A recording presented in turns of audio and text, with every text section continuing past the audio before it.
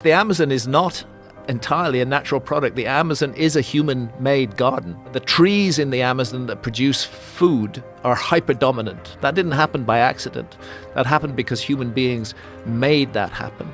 They created this incredible, we still don't understand it fully today, the terra preta, the black earth, which is immensely fertile, which reproduces its own fertility through bacteria in the soil. This is evidence of science. There were cities in the Amazon, populations of 100,000 or more, gigantic geometrical structures, huge squares, circles, a circle surrounded by a square, enormous constructions that you would not expect to find hunter-gatherer civilizations having made, and yet there they are. They're even finding pyramids in the middle of the Amazon.